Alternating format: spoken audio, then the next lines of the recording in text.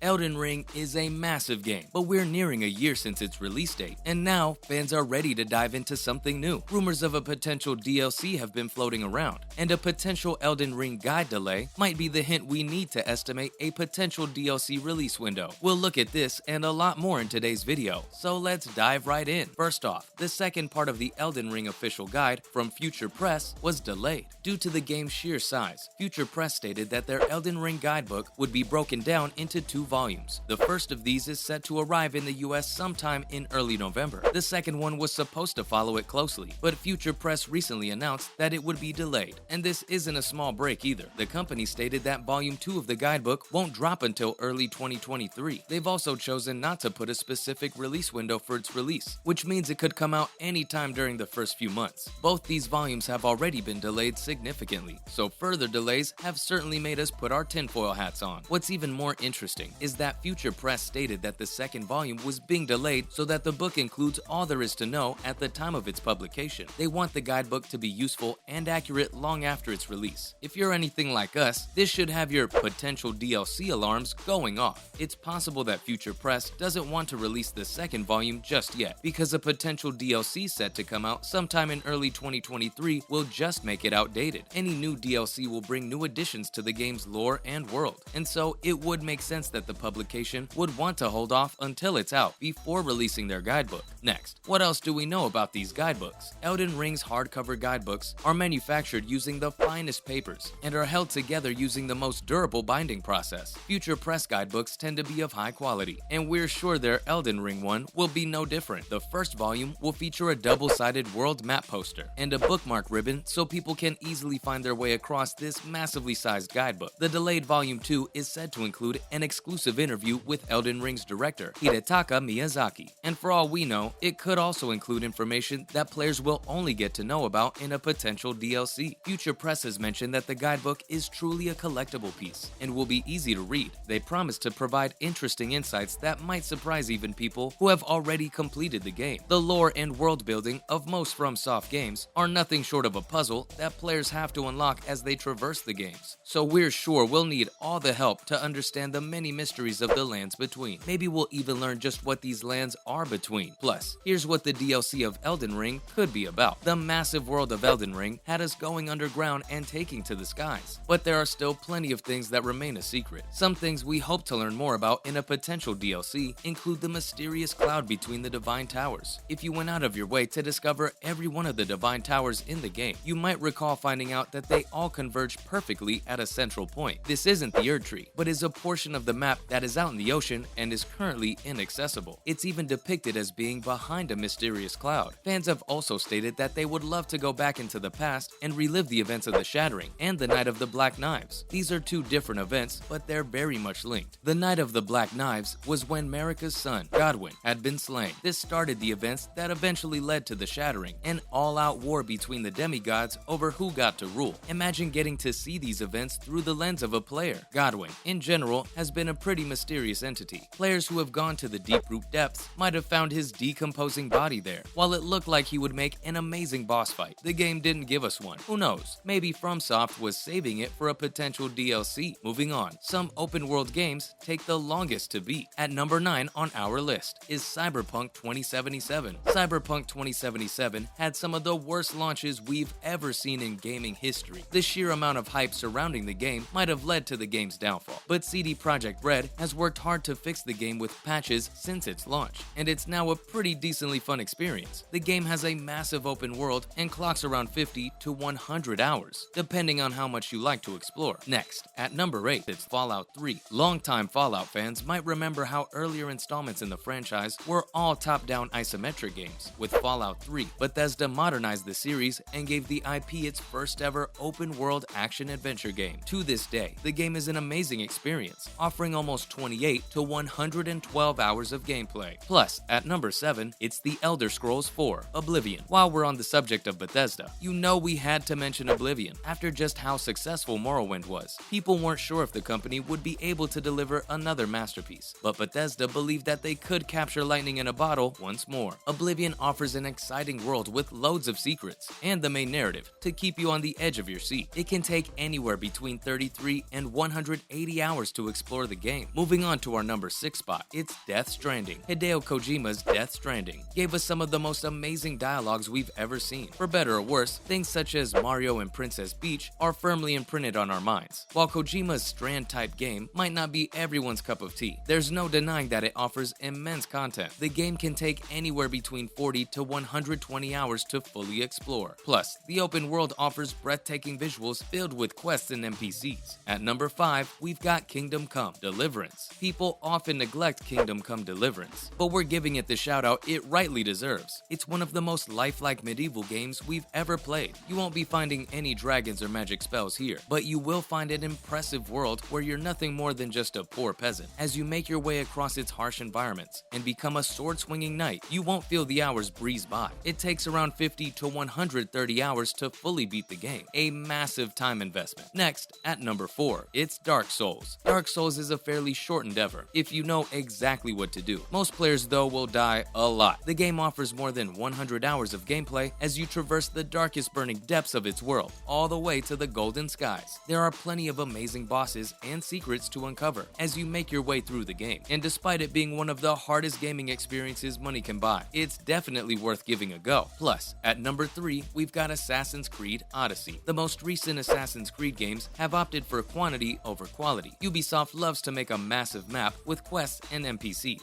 but unfortunately, a lot of it tends to feel a bit tedious and same. Still, if you like to immerse yourself in a massive open world, then Assassin's Creed Odyssey will provide nearly 100 hours of gameplay, maybe even more. At the number 2 spot, we've got Red Dead Redemption 2. RDR2 offers some of the best stories we've seen. Coupled with a semi-linear gameplay style, this is a game that every gamer needs to go through at least once. Red Dead Redemption 2 takes us on an immersive journey that includes growth, tragedy, and betrayal. Though along the way, you'll get to see some truly scenic sights that we're sure will make you fall in love with its amazing world. Finally, our number 1 spot goes to Elden Ring. Making an open world that offers an amazing gameplay and great scenery is tough. Elden Ring achieves this and a lot more. The lands between is truly a sight to behold, and behind every nook and cranny of this game, something is amazing to unlock or difficult to fight. It's a blueprint that game developers should consider following if they're making an open world game in the future. That's a wrap for this video. What do you think about the release window of Elden Ring's potential DLC? Comment below, give this video a thumbs up, and subscribe to our channel for more videos like this. Thanks for watching, and we'll see ya in the next one.